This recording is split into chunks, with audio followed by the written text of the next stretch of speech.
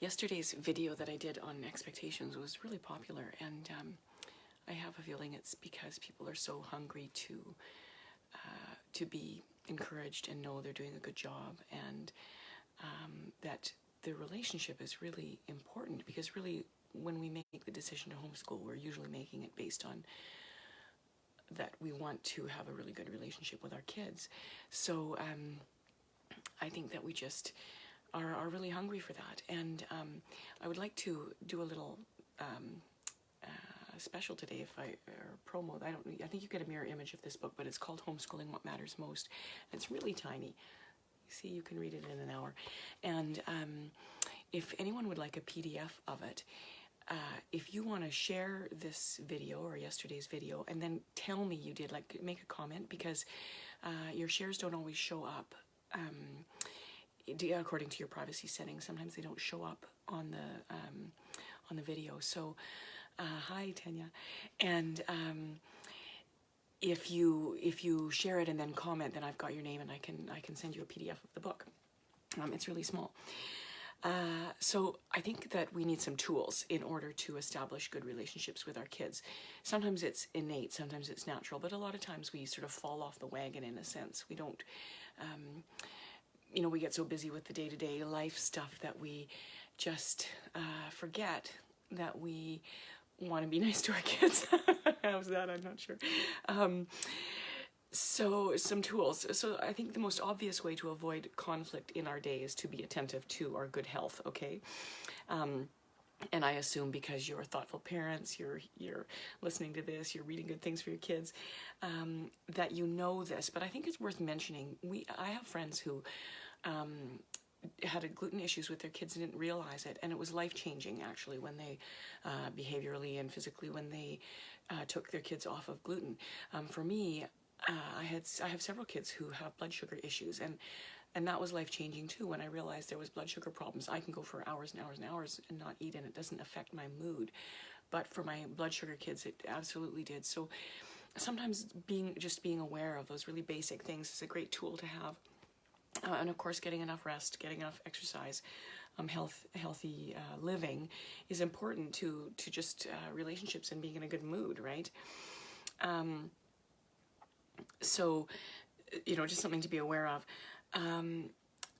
Our children need to experience our love for them.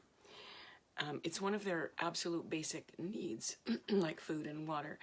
They need to experience our love for them. And we need to practice good physical health. We also need to practice good emotional health. It's easy to forget that oftentimes we're speaking to our children and we're not being loving. We love them, of course. Objectively, we love them, and we tell them. But often in the day-to-day, we're ratty with our kids, right? And they're not going to feel loved necessarily if we're being like that. So when we develop good physical and emotional habits, we avoid a lot of the problems that crop up in the day. Our children's emotional tanks shouldn't be always running on empty, okay? So if you can think of it like topping them up regularly before a problem strikes, right? Which is with your just daily tenderness with them. It is possible to make this a habit, right? Virtue is just the pursuing of good habits. So, if you start your day by cuddling with your kids, make sure you give them all a hug in the morning when you wake up, and ask them if they had a good night's sleep. Start in the morning by cuddling and reading together. When our children ask a question, we should be responsive to that, look them in the eye. That's what we want. If we asked our spouse something and they sort of were a bit distant and were working on their computer or looking at their phone or, fiddling with their, whatever they do, and were sort of gave us a half-baked nod, we would not feel like they were attending to us, right? And it doesn't take very much to say, oh, what was that you said? Oh, okay, I will happily answer your question, or can I help you with that? It makes a world of difference to feel like somebody's actually taken notice of you and attending to you, and it only is a few seconds of your life, but it's super important. When we're attending to them, when we attend to their questions, we are avoiding a lot of sort of attention-getting behavior, right? So if your child is winding up, just to simply kneel down in front of them and look them in the eyes and say, you know, I love you, I'm listening to you, and what would you like, right? And we're acknowledging their dignity, really, is what we're doing. So we can accomplish filling their tank and educating them at the same time. I'm supposed to tap something here, hold on. Sorry. So we can work pleasantly one-on-one with each of our kids for really short periods of time.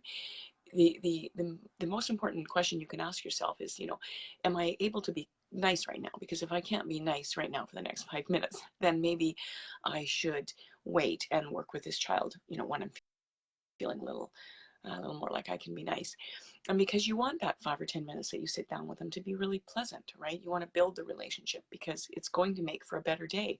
It's really, in a sense, self-serving, if you know what I mean, because it takes a lot of energy to deal with kids who are grumpy.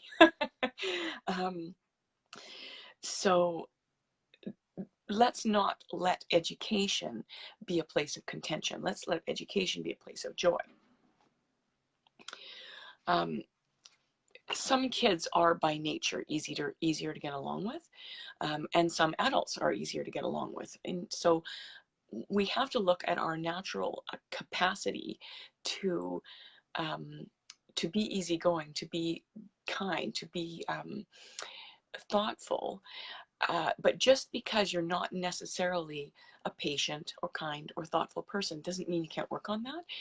And the same as your child, right? Like, this is what it means to grow as a person. This is what it means to draw closer to God. This is what it means to become an adult, is to learn how to temper your weaknesses and turn them into strengths, right? So, it would be easy to say, well, I'm not patient. I've heard a lot of people say that about homeschooling. Well, I could never homeschool because I'm not patient enough. Like, well, I'm not a very patient person, actually, but it helped me grow a lot to be patient, to grow into the person that I want to be, and work on the strengths that or the weaknesses that I want to become strengths. So we're more effective parents, we're more effective people when we learn how to get along with other people. And that starts with our kids. If we can learn how to get along with small children, we can learn how to get along with anybody, because small children are demanding and unreasonable, and can be kind of the worst of what we see in the adult world. I would really recommend reading a book, Gordon Neufield's Hold On to Your Kids. He has a phrase that he uses called priming the relationship. And I think this is one of the greatest tools we have with working with our kids and having education not be a place of contention, where we just take a minute or two of our day, a minute or two of our interaction with our child, and have them, like whenever they cross our paths, to just for a moment prime the relationship. Hey honey, how are you doing? Or, oh, you just came in from outside, you look like you had a nice time. Before we ask something of them. And it was the biggest change I ever saw in my parenting, was learning how to just prime the relationship a tiny bit, by interacting with my children in a moment, in a second. Take a second to 2 seconds. They walk in the door or they walk in from another room, and before I make a request of them, or before I say, okay, let's sit down in your schoolwork, or could you please pick your coat up off the floor, then I just say, hey, how are you doing? What have you been up to? And just to take a moment to prime their relationship. That's the biggest tool you can have in your toolbox. So just to reiterate from the beginning of the video, if you would like a PDF of this, just share this video or yesterday's video, and comment that you shared it, or just comment to me, so that I have your information and I can send you a copy of a PDF of this. I'm happy to do that. So I'm excited to do that. I would love to see more people who want to homeschool happily to be doing it. So I will show you the book. I think you get a mirror image of it. So I'll put it here and see what happens. Tell me if you get an image, you guys.